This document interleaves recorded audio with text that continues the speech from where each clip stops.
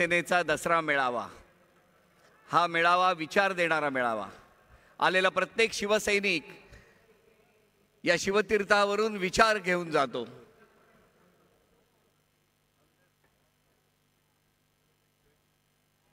यानंतर मी विनंती करतो शिवसेना पक्षप्रमुख आदरणीय उद्धव साहेब ठाकरे यांना त्यांनी या मेळाव्यामध्ये आपले विचार मांडावे. पक्षप्रमुख उद्धव साहेब ठाकरे यांचा. उद्धव साहेब आगे बढ़ो. हिंदू हृदय सम्राट वंदनीय शिवसेना प्रमुख बाळासाहेब ठाकरे यांचा. अरे आवाज कुणाचा?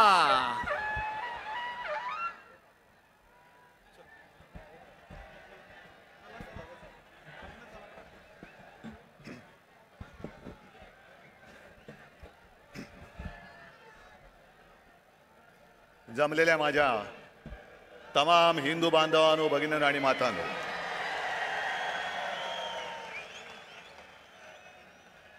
सत्तावन्न वर्ष झाली पण आपण परंपरा थांबू दिली नाही.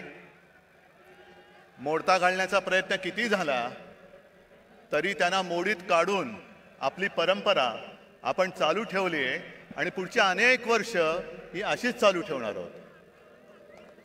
सर्वप्रथम दसऱ्याच्या मी तुम्हाला सर्वांना शुभेच्छा देतो. आज दसरा आहे, शस्त्रपूजन आहे, सरस्वतीचं पूजन आहे आणि हा मेळावा त्या संस्कृतीचं एक विराट दर्शन आहे. आपला मेळावा झाल्यानंतर आपण इकडे खोकासुराचं दहन करणार आहोत. मुद्दामून एक नवीन असुर खोकासूर, रामाने रावणाचा वध केला. कशासाठी केला? कारण असं मी ऐकलंय, असं मी वाचलंय की रावण सुद्धा शिवभक्त होता. पण एवढा शिवभक्त असून सुद्धा रामाला त्याला मारावं लागलं कारण रावण माजला होता. रावणाने सीतेला पळवलं होतं, सीताहरण केलं होतं. त्याचप्रमाणे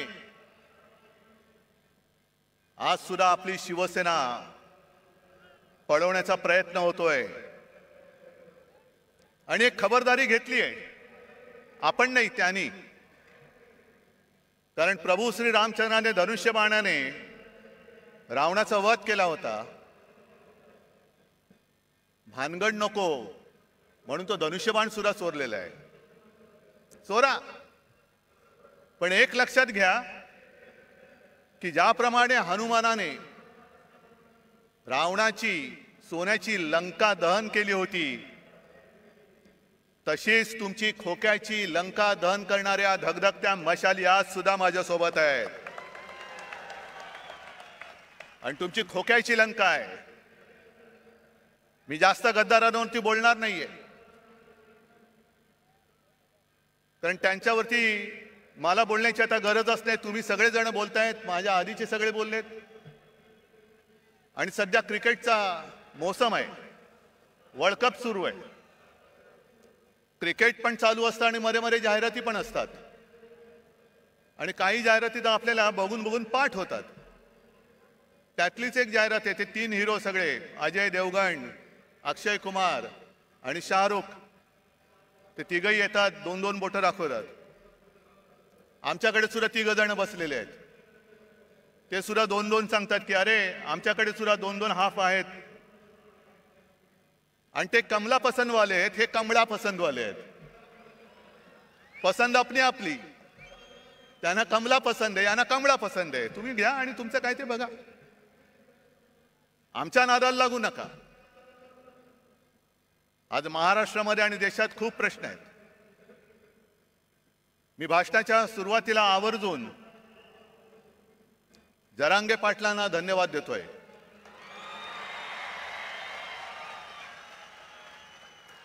अत्यंत समजदारपणाने त्यांनी आंदोलन सुरू ठेवलेलं आहे आणि आज त्यांनी एक चांगली गोष्ट केली, धनगरांना साथ घातलेली आहे. मी ज्या वेळेला जालन्यात शांततेमध्ये हे आंदोलन सुरू होतं आणि आत्ताचं जे सरकार आहे, डायरचं सरकार, जसं जालियनवाला बागेमध्ये पोलीस घुसून त्यांनी अत्याचार केला होता, त्याचप्रमाणे आंतरवेलीमध्ये शांततेत बसलेल्या मराठा समाजाच्या आंदोलकांवरती यांनी पाशवी लाठीहार केला होता. मी तत्काळ तिकडे गेलो, बघितलं, तिकडे हॉस्पिटलमध्ये गेलो, कोणाची डोकी फोडलेत, कोणावरती छरे मारलेले आहेत.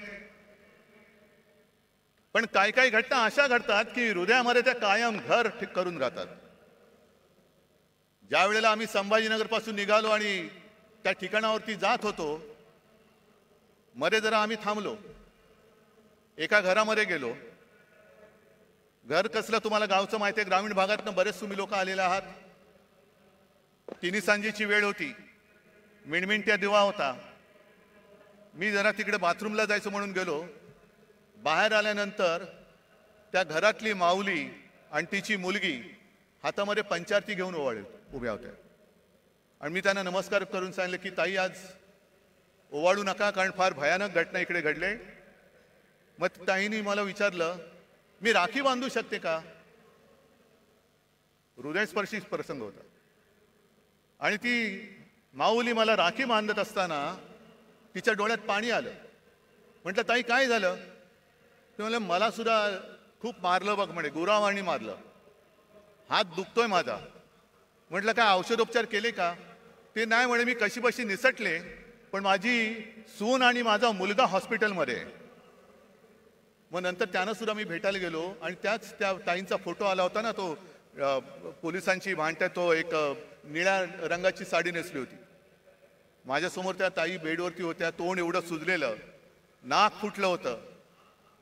आणि मग सोबत जे होते त्यांनी मला सांगितलं की साहेब, यांचं डोकं सुद्धा फोडून टाकले. एवढ्या निर्गुणपणाने तुम्ही वागता? मी मुख्यमंत्री होतोच आणि त्याही वेळेला हा प्रश्न होताच. मराठा आंदोलन तेव्हाही सुरू होतं, पण इकडे आलेल्या आणि एकाने तरी सांगावं, कधीतरी कोणावर तरी लाठीमाराचा आदेश मी दिला होता का? मग पोलीस एवढे रानटी होऊ शकतात? तेच पोलीस आहेत, आदेशाचं पालन करणारे पोलीस आहेत. आदेशाशिवाय ते असे वेडवाकडे वागू शकत नाही. जालन्याचा डायर कोण आहे, कोणी आदेश दिला, काही चौकशी नाहीये. मी जरांगे पाटलांना भेटलो आणि त्यांनी मला त्या बंदुकीची एक पुंगळी दाखवली. साहेब, हे बघा, एवढी मोठी गोळी आमच्यावरती या गोळ्या झाडल्या, अश्रूतून सोडला. आणि काश्मीरमध्ये दंगेखोरांवरती ज्या छऱ्याच्या बंदुका वापरतात, त्या छऱ्याच्या बंदुका वापरल्या. कोणाच्या गालात गेलेला छऱ्याच्या, कोणाच्या डोक्यात गेलेला. काय करणार? काय कुठे चाललो होतो आपण? गद्दारांना म्हणा, तुमच्यात हिंमत असेल तर हा प्रश्न सोडून दाखवा. हे खरे बाळासाहेबांचे विचार आहेत. द्या मराठी माणसाला न्याय द्या, मराठा समाजाला न्याय द्या.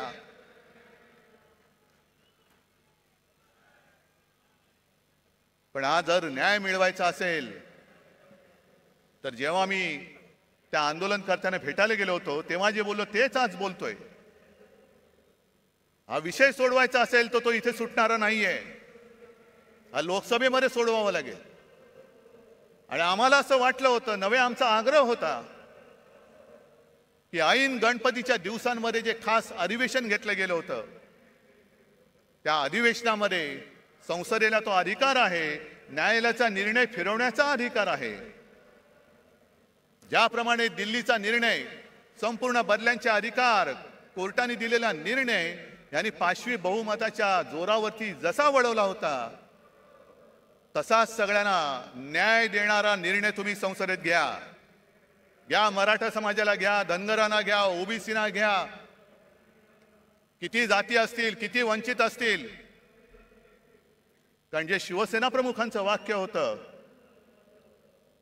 की जातीला पोट असतं पण पोटाला जात लावू नका. आणि राज्यकर्त्याचं कर्तव्य असतं की ते पोट कोणत्याही जातीचं असो ते भरलं गेलंच पाहिजे, हे राज्यकर्त्याचं कर्तव्य असतं. इकडे जे सगळे जमलेत आज तिकडे मेळावा घेत आहेत, बोला, आमचं ती टीका करा, मी तुम्हाला किंमत देत नाही. कारण माझ्या समोर महाराष्ट्रातला हा गोरगरीब आहे. आणि मी जरांगे पाटलांना खास धन्यवाद एवढ्यासाठी देतोय की जातीपातीच्या भिंती उभ्या करून आपापसामध्ये झुंजवण्याचं कारस्थान जे भाजपा करतंय त्याला आपल्याला सगळ्यांना मिळून मोडून तोडून टाकायचं आहे. सगळे मराठा म्हणजे सगळे मराठी, एका मातीची आपण लेकरं आहोत. फक्त ज्यांच्याशी लढतोय आपण तो सारासुरा नाहीये, तो कपटी आहे, विघ्न संतोषी आहे. आणि भाजप एवढा विघ्न संतोषी आहे की कोणाचंही लग्न असो, तुम्ही बोलवा अथवा नका बोलू, हे जाणार, पंक्तीला बसणार, भरपूर जेवणार, आडवा हात मारणार. मग श्रीखंडपुरी असेल, बासुंदी असेल, किती पोळ्या खाण्याच्या स्पर्धा लावतील. किती पुरणपोळ्या खाल्ल्या माहितीये तुम्हाला? सगळ्या पुरणपोळ्या फस्त करणार, ढेकर देणार, पण निघताना नवरा बायकोत भांडणं लावून दुसऱ्या लग्नात जेवायला जाणार. अशी ही औलाद आहे, अशी औलाद आहे. आणि मी पुन्हा पुन्हा सांगतोय, भारतीय जनता पक्ष असो किंवा त्या काळचा जनसंघ असेल, यांचा कधीही कोणत्याही लढ्याशी सुतराम संबंध नव्हता. स्वातंत्र्य लढ्याशी तर कदापि नव्हता. मराठवाडा मुक्ती संग्रामात त्यांचं कधी नाव ऐकलं नाही. संयुक्त महाराष्ट्र चळवळीमध्ये सुद्धा ते नव्हते. पण केव्हा एकत्र आले होते? संयुक्त महाराष्ट्र समितीमध्ये ते आले होते. चळवळीत नव्हते, समितीत आले. कशासाठी आले? की हे सगळं आयतं अन्न शिजतंय, घुसून बघूया हात मारायला. म्हणून सगळ्यात शेवटी जनसंघ समितीत सामील झाला आणि सगळ्यात पहिल्यांदी जनसंघ बाहेर पडला, जागो वाटपाच्या भांडण करून सगळं तोडून मोडून टाकायचं. विघ्न संतोषी म्हणतात ते याला. मग जनता पक्षात घुसला, तिकडे दुहेरी सदस्यत्वाचा वाद केला, तिकडे तोडफोड तांबा पितळ केलं. मग शिवसेनेसोबत आले, तिकडे अकाली दलाबरोबर गेले, कधी नितीश बरोबर, कधी यांच्या बरोबर, कधी त्यांच्या बरोबर, गोव्यात मगो पक्षाबरोबर. हे औलादी लक्षणीची ही जी पार्टी आहे, हे जिथे जाते तिथे सत्यानाश करते. म्हणून मी जरांगे पाटलांना सांगतो की पहिले यांच्यापासून सावध राहा, पहिले यांच्यापासून सावध राहा.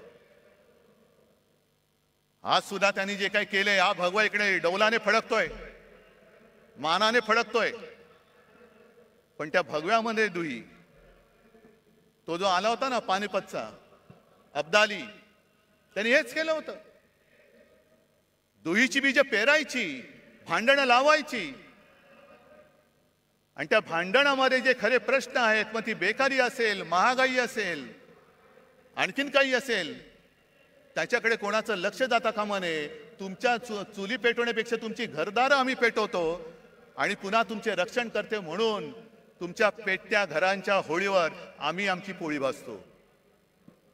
हे आता उघड उघड दिसतंय, उघड दिसतंय. दुसरा आता जवळपास 1 वर्ष होऊन गेलं, आपण सुप्रीम कोर्टात गेलेलो आहोत अपात्रतेच्या निर्णयासाठी. केस तारखेवरती तारीख, तारखेवरती तारीख. काय करायचं तेच कळत नाही. कारण सर्वोच्च न्यायालय प्रत्येक वेळेला कानफट फोडतंय यांचं लवादाचं, पण निर्लज्जम सरासुखी कानफट फोडलं तरी गाल सोडत सांगतात की आम्ही आमचं टाइम टेबल सादर करू. ठीक आहे, तुम्ही तुमचं टाइम टेबल द्यायचं तेव्हा द्या, पण एक लक्षात घ्या, मी कोणाचाही अपमान करू इच्छित नाही, न्यायाधीश न्यायमूर्तींचा तर करूच शकत नाही. पण ज्या पद्धतीने हे सगळं चाललेलं आहे ते बघितल्यानंतर एक विनोद नक्की माझ्या लक्षात येतो.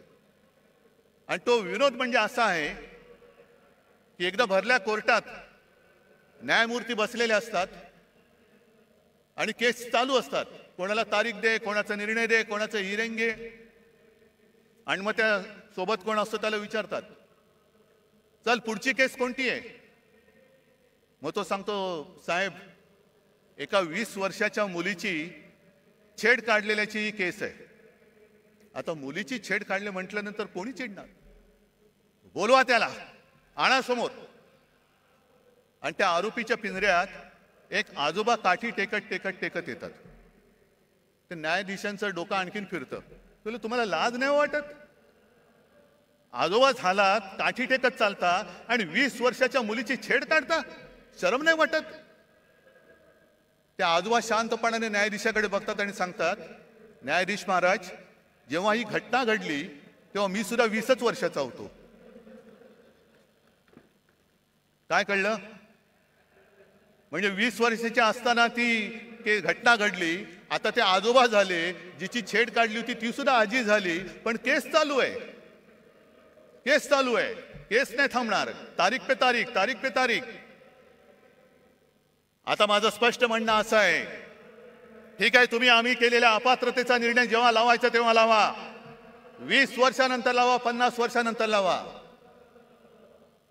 पण आज संपूर्ण देश बघतोय, संपूर्ण जग बघतंय, तो केवळ अपात्रतेच्या निर्णयाकडे बघत नाहीये, तर या आपल्या हिंदुस्थानामध्ये, या आपल्या भारतामध्ये सर्वोच्च न्यायालय म्हणून जे काही आहे त्याला हा लवाद जुमानत नसेल तर सर्वोच्च न्यायालयाचं अस्तित्व राहणार आहे की नाही? या देशात डॉक्टर बाबासाहेब आंबेडकरांनी घटना तिचं अस्तित्व शिल्लक राहणार आहे की नाही?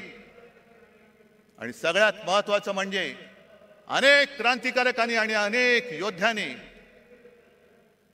रक्त सांडून, बलिदान देऊन, त्याग करून जी आपली भारत माता स्वतंत्र केली, त्या भारत मातेची लोकशाही ही टिकणार आहे की नाही ह्याच्याकडे आमचं लक्ष आहे. बघूया आता 30 तारखेला काय होतंय. नुसता अपात्र कोणाला ठरवणार? आधी जनतेने ठरवूनच टाकलेलं आहे. माझं तर म्हणणं असं आहे की केसचा निकाल लागण्याच्या निवडणुका घेऊन दाखवा, जनता जनार्दन ठरवेल ते पात्र आहेत का अपात्र आहेत. होऊन जाऊ दे खुल्या मैदानात. पण सर्वोच्च न्यायालयाकडनं आम्हाला नक्की अपेक्षा आहे. मध्ये आपले माननीय पंतप्रधान मोदी जे बोलले, घराणेशाही घराणेशाही, होय, मी घराणेशाहीचा पाईक आहे, कारण मला माझ्या घराण्याचा अभिमान आहे, मला माझ्या आई वडिलांचा अभिमान आहे, आजोबांचा अभिमान आहे आणि सर्व पूर्वजांचा अभिमान आहे. जो कुटुंब व्यवस्था मानत नाही त्यांनी दुसऱ्याच्या घराण्याबद्दल बोलू नये. पहिले कुटुंब व्यवस्था मान आणि मग हिंदुत्वाचं बोल. कारण कुटुंब व्यवस्था हा हिंदू संस्कृतीचा एक पाया आहे. तोच जर तुम्हाला मान्य नसेल तर तुम्ही आमच्यावरती बोलणारे कोण आहात? तुम्हाला काही अधिकार नाहीये. ज्याप्रमाणे मी कोरोनाच्या काळामध्ये माझे कुटुंब, माझी जबाबदारी, सर्व महाराष्ट्र मी माझं कुटुंब मानून माझ्या परीने मी काम केलं, म्हणून मला अभिमान आहे की कोणाच्याही नशिबात नाही ते एक नातं कुटुंब प्रमुख म्हणून मला महाराष्ट्राच्या जनमानसामध्ये स्थान मिळालं. मला अभिमान आहे त्याचा. बरं, घराणेशाहीला विरोध करायचा ना, करा, जरूर करा. पण घराणेशाहीला विरोध करताना आम्ही पोचलेली घराणेशाही तुम्ही डोक्यावरती बसवताय ती पहिली खाली करा. बाप मंत्री, मुलगा आमदार, मुलगा खासदार, हे सगळे जे काही चाललंय ते पहिलं करा.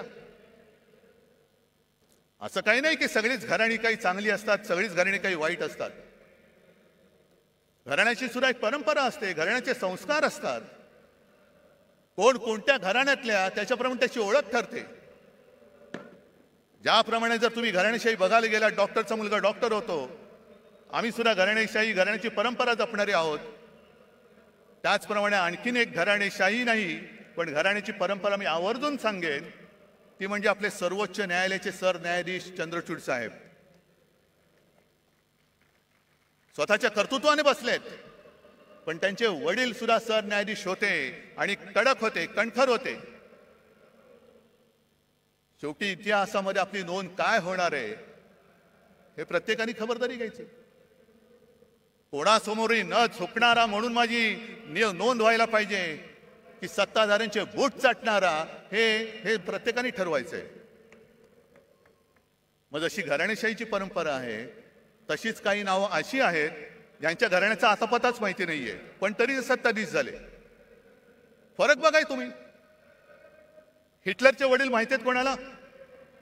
हिटलर काय घराणेशाहीतला होता? सद्दाम हुसेन काय घराणेशाहीतला होता? पुतीन काय घराणेशाहीतला आहे? गदाफी काय घराणेशाहीचा आहे? मुसोलिनी, स्टालिन, कोणाची घराणी माहिती आहेत? पण हाही धोका विसरू नका की ज्याचा काही आगापिछा नाही, त्याच्या हातामध्ये जर का देश दिला तर काय होऊ शकतं त्याचं अत्यंत वाईट उदाहरण हे जर्मनी आहे. हे जर्मनी आहे. असाच उदय झाला, लोक पागल झाली, अंधभक्त झाली आणि आज त्याने जे काही बहुमत मिळाले हे बहुमत तर काहीच नाही.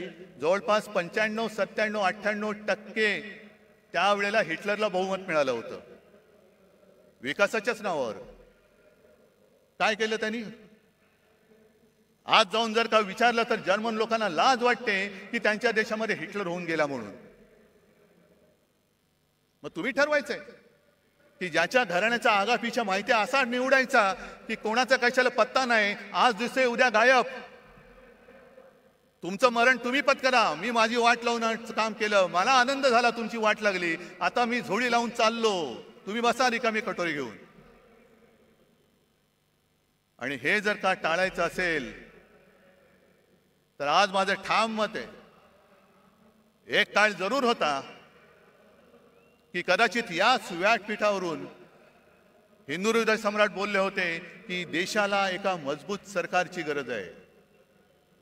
मजबूत सरकार आपण बघितलं, 9 वर्ष पाहिलं.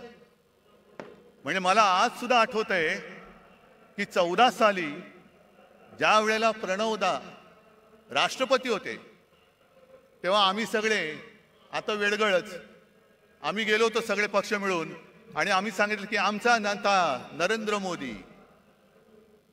मग प्रणव मुखर्जी खुश झाले, आम्हाला म्हणाले 25-30 वर्षानंतर एका पार्टीचं सरकार आलं, आता देशामध्ये स्थैर्य येईल.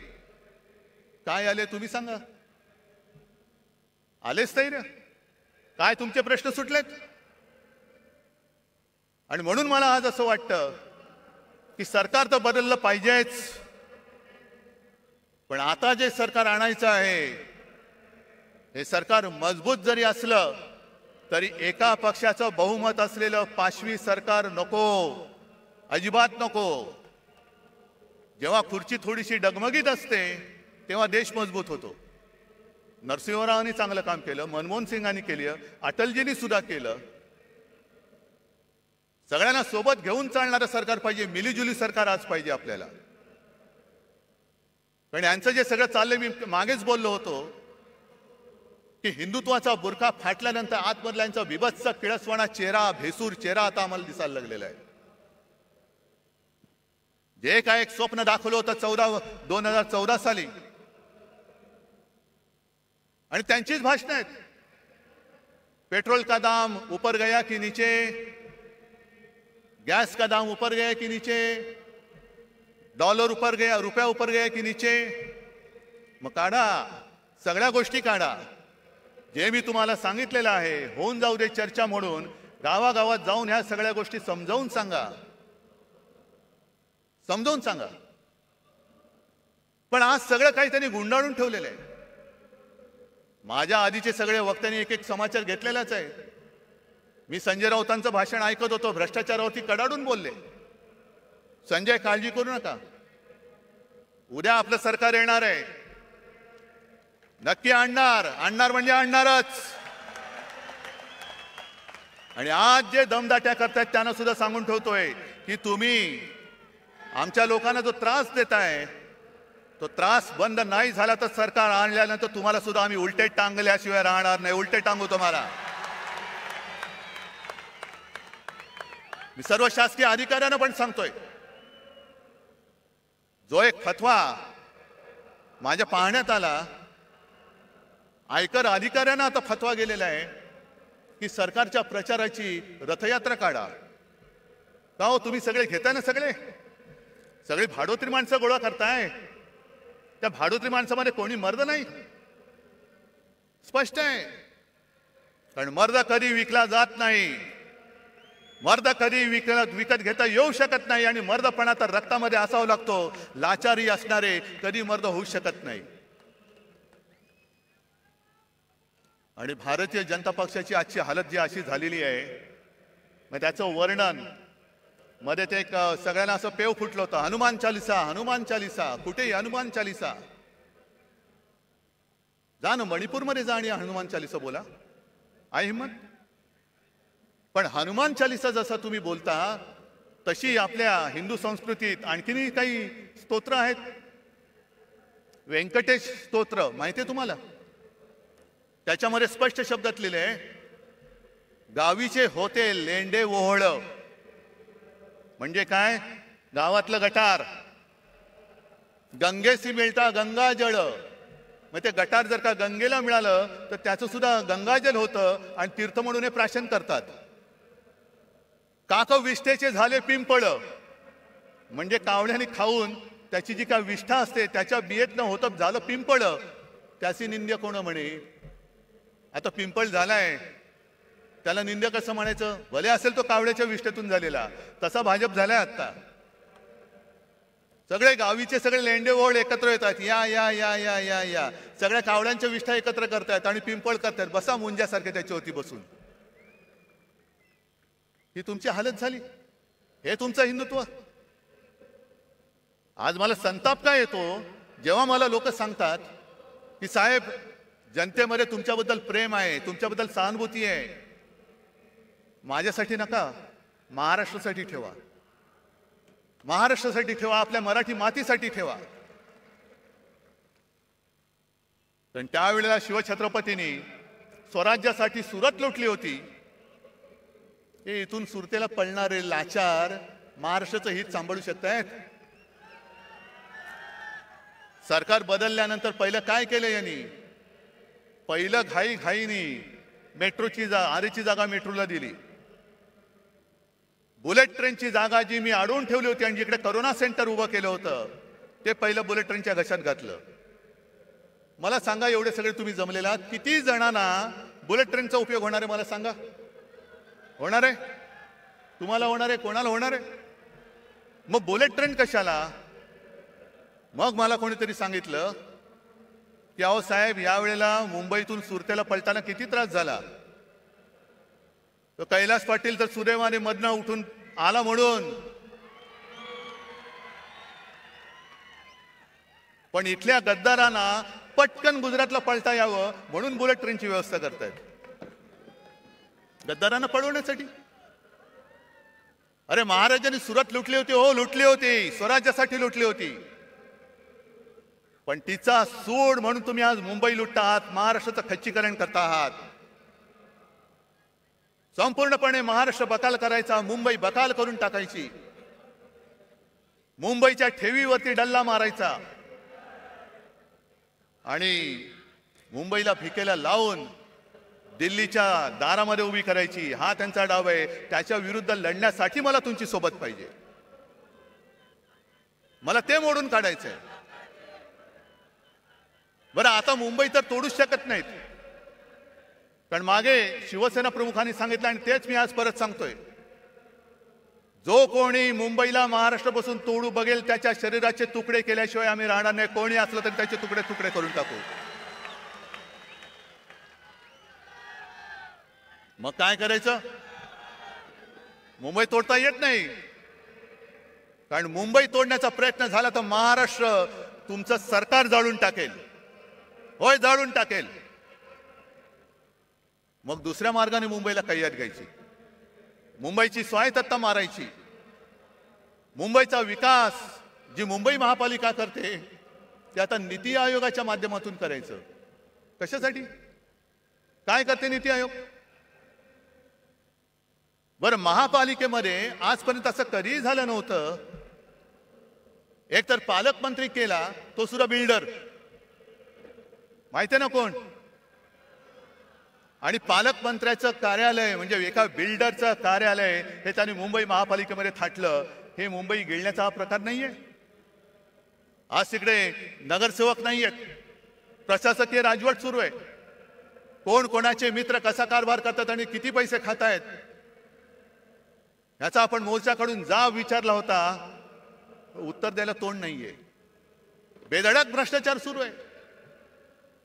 बरं, एवढा भ्रष्टाचार करताय, एवढा भ्रष्टाचार करताय, पण संताप एका गोष्टीचा येतो की ज्या माझ्या मुंबईने, माझ्या महाराष्ट्राने करोनामध्ये अतुलनीय काम केलं, मुंबई मॉडेल म्हणून जे जगभरात नावाजलं गेलं, त्या मुंबईत कोरोनाच्या काळात काय भ्रष्टाचार झाला म्हणून ते स्वतःचे कपडे काढून फिरणारे दलाल आरोप करतायत आणि त्याला हे मिंदे साथ देऊन चौकशी लावले. खिचडीमध्ये काय होतं, औषधं कुठून घेतली, आणखीन कुठून काही केलं.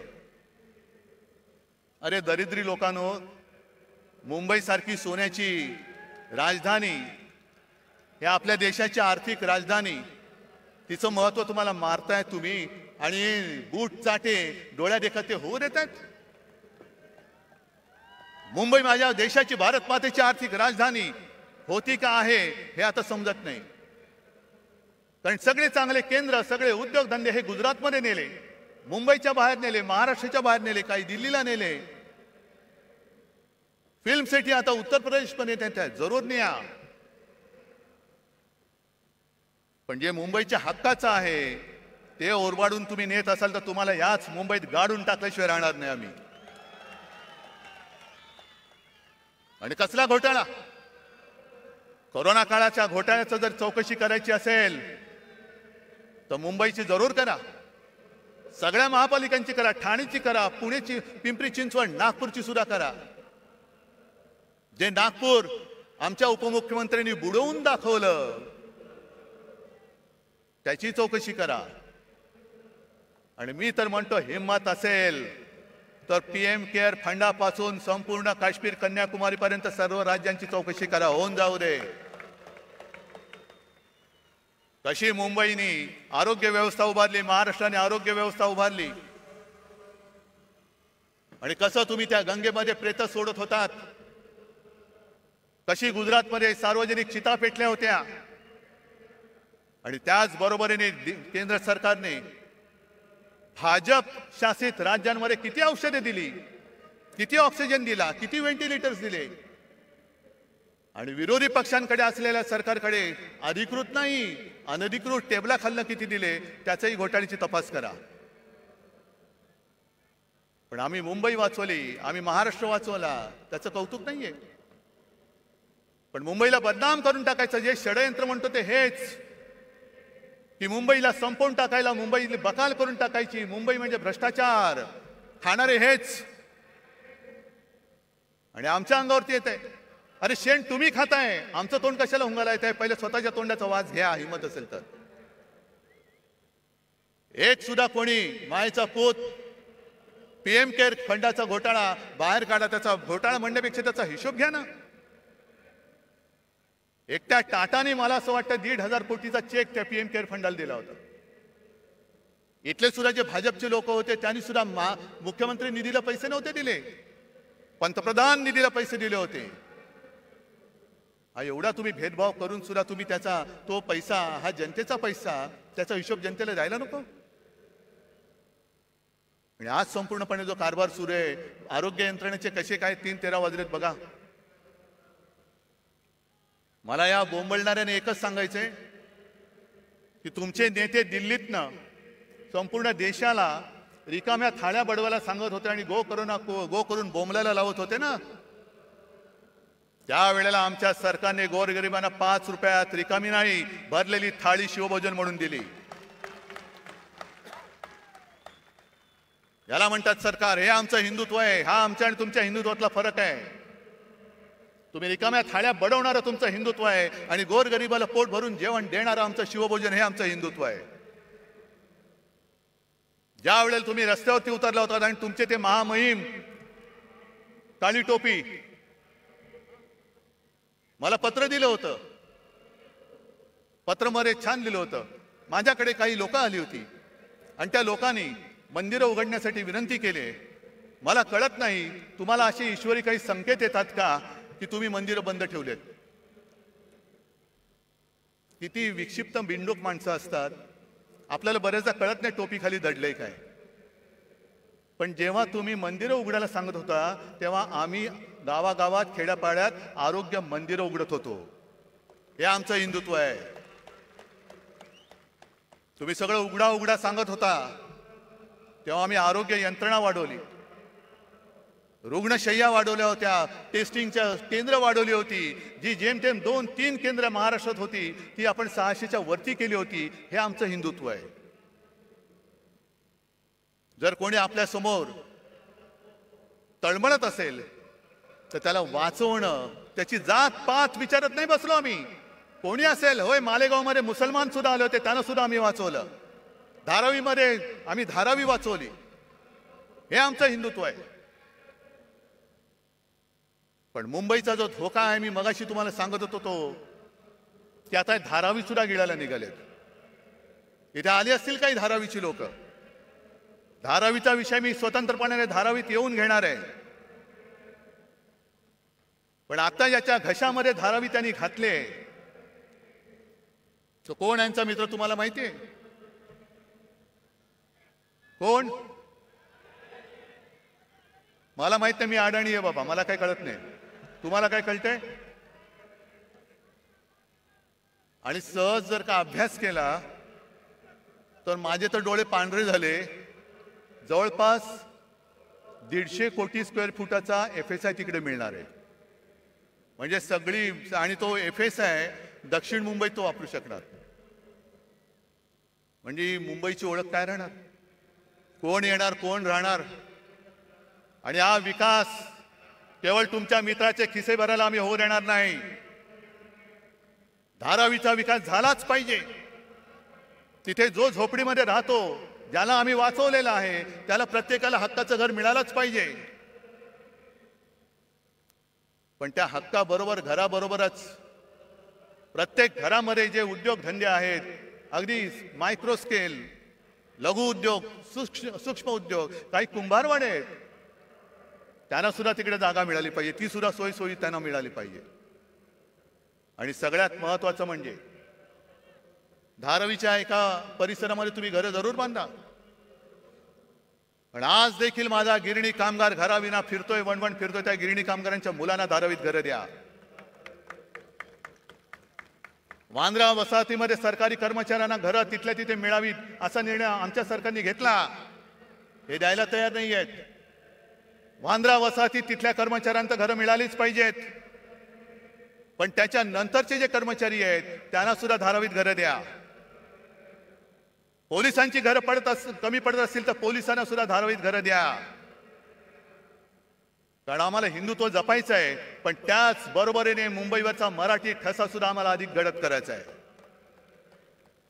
नुसती धनदांडग्यांची मुंबई करू नका. साध्या सुध्या ग्रामीण भागातल्या माणसाला इकडे परवडणाऱ्या दरामध्ये धारावीमध्ये घर द्या. कारण धारावीवरती एवढ्या सवलती त्यांनी उधळलेल्या आहेत, एवढ्या उधळलेल्या आहेत की त्याचा फायदा जर गरिबांना मिळणार असेल तर आनंद आहे. पण तो जर का तुमच्या मित्राच्या खिशात जाणार असेल तर मात्र आम्ही तो जाऊ देणार नाही. आणि मुंबई काय धारावी सुद्धा त्याला गिळू देणार नाही हा निश्चय करून आम्ही रस्त्यावरती उतरू. ही मुंबईची अवहेलना तुम्हाला मी सांगतोय. किती सांगायच्या गोष्टी. अंबादास, तुम्ही सगळ्या शेतकऱ्यांचा विषय घेतला असाल. एक तर दुष्काळ आपल्या माथी आलेला आहे.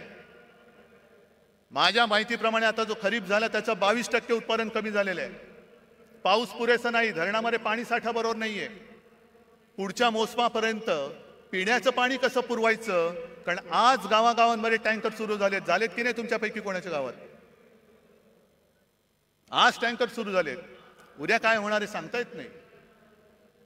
पण सगळ्यात संतापाची गोष्ट अशी आहे की मधल्या काही एका दिवशी मी शिर्डीमध्ये गेलो होतो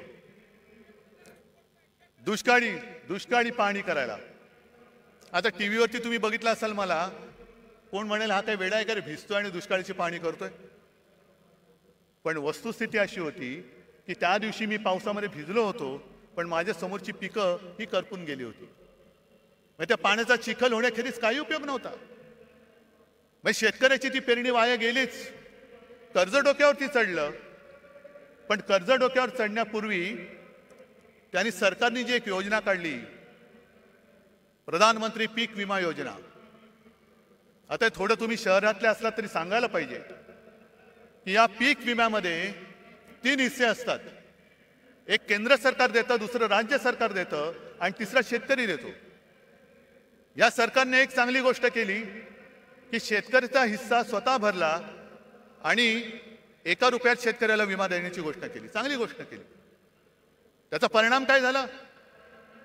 साधारणतः 90-95 लाख शेतकरी जे विमा उतरायचे, विमा काढायचे, ते यावर्षी जवळपास 1.25 कोटी शेतकऱ्यांनी ती नोंदणी केली. 1.25 कोटी, 1,70,00,000पेक्षा जास्त. मग चांगली गोष्ट झाली. आता दुष्काळ पडलाय, पीक गेलं. मग सरकारने बैठक घेतली की पूर्ण पंचनामे होईपर्यंत, मागणी येईपर्यंत तुम्ही अग्रिम एक रक्कम द्या. आणि माझी जी माहिती आहे, विमा कंपन्यांनी हात वर केले, आम्ही देऊ शकत नाही. का देऊ शकत नाही? कारण जे निकष आहेत त्या निकषामध्ये सलग 21 दिवस जर पाऊस पडला नाही तर आणि तरच नुकसान भरपाई मिळते. काही जणांना त्यांनी असं सांगितलं की तुमच्या नुकसानीची नोंद तुम्ही 72 तासात केली नाही म्हणून तुम्हाला नुकसान भरपाई मिळणार नाही. काय सरकार करते? तुम्हाला विमा कंपन्या जुमानत नाही? अरे मागे शिवसेनेने आंदोलन केल्यानंतर पटपट सगळ्यांना भरपाई दिली होती.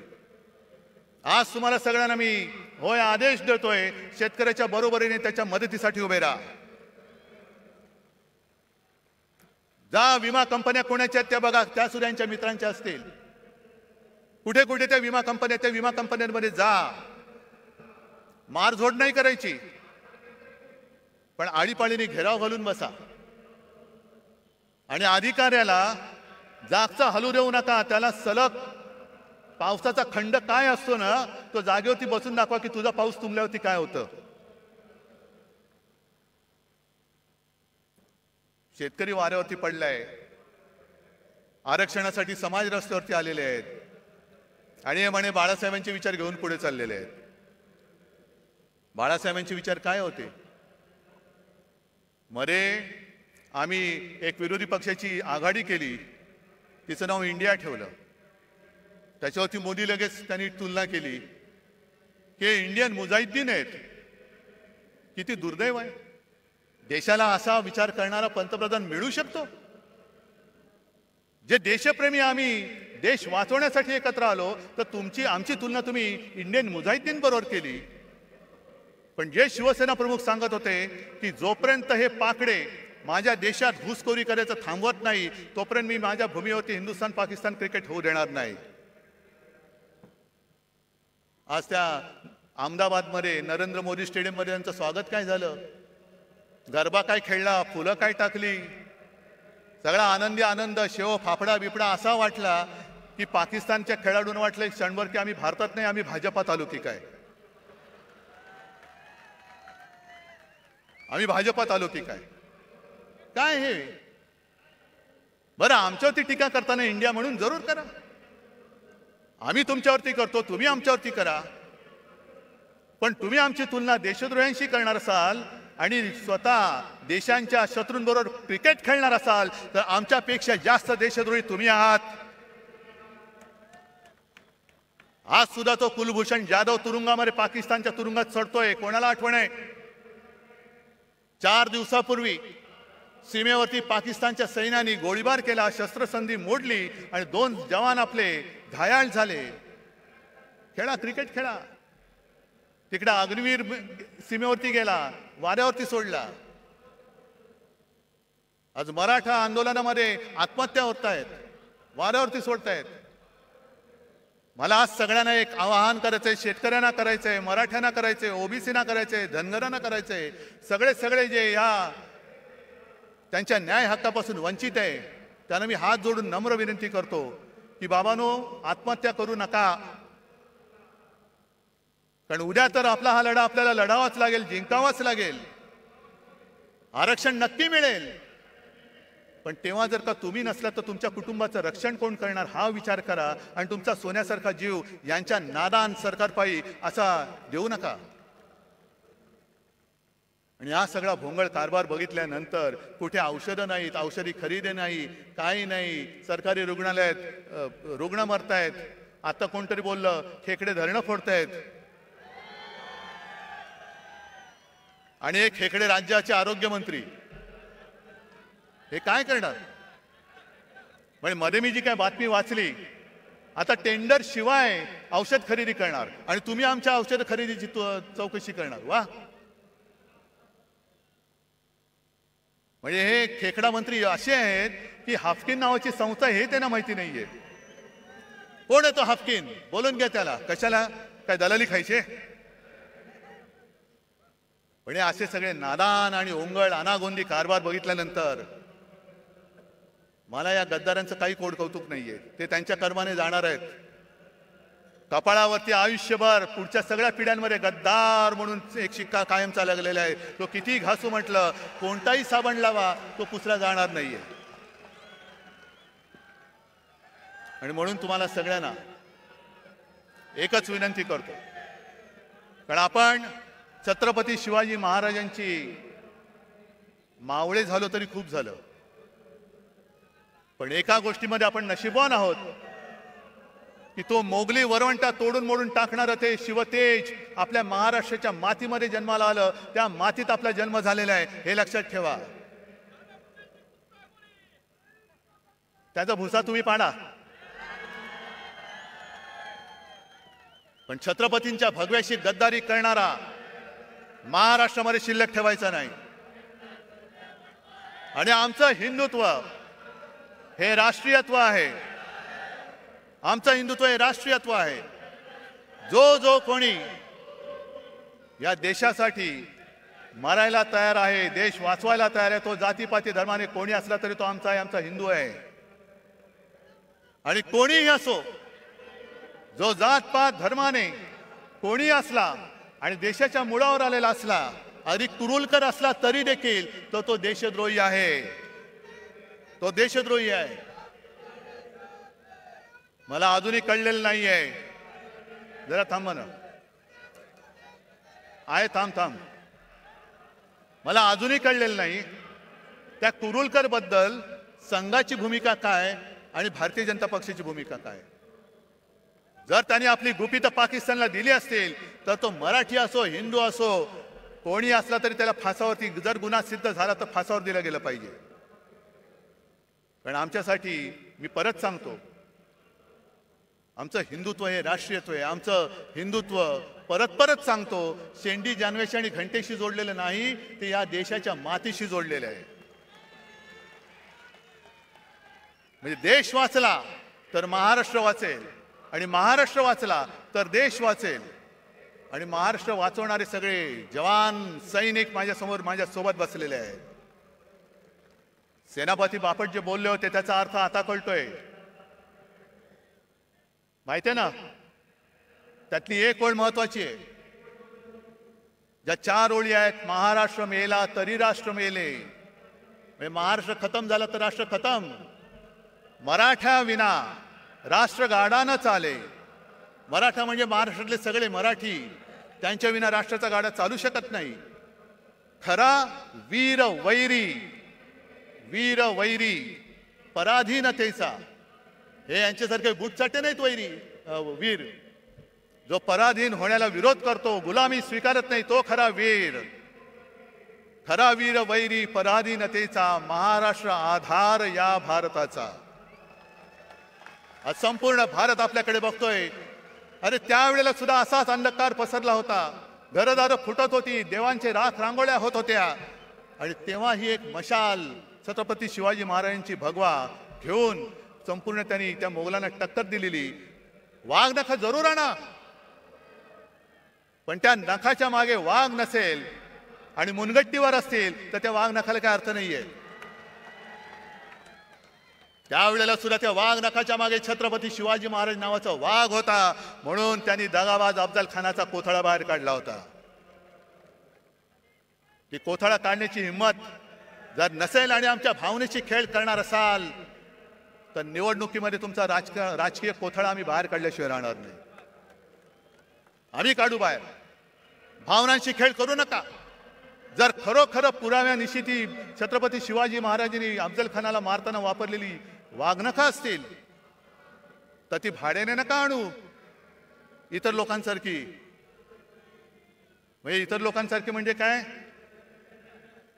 की एक पोरगा स्वतः बापाला सांगतो की बाबा मला आता शिक्षण शाळावर काही जमत नाही, मग नाही मी भाजपात जाणार, तिकीट घेणार आणि देशाची. तो बाप म्हणतो थांब जरा, तुला काय झालं, तुला काही येडलं का नाही, का तुला असं करू नको. पहिला तू शिवसेनेत जा किंवा काँग्रेसमध्ये जा, राष्ट्रवादीत जा, दुसऱ्या कोणत्याही पक्षात जा. जरा नाव कमव. नाव कमवल्यानंतर काहीतरी गडबड घोटाळा कर, मग भाजपला तुला घेतील आणि तुला मंत्री करतील.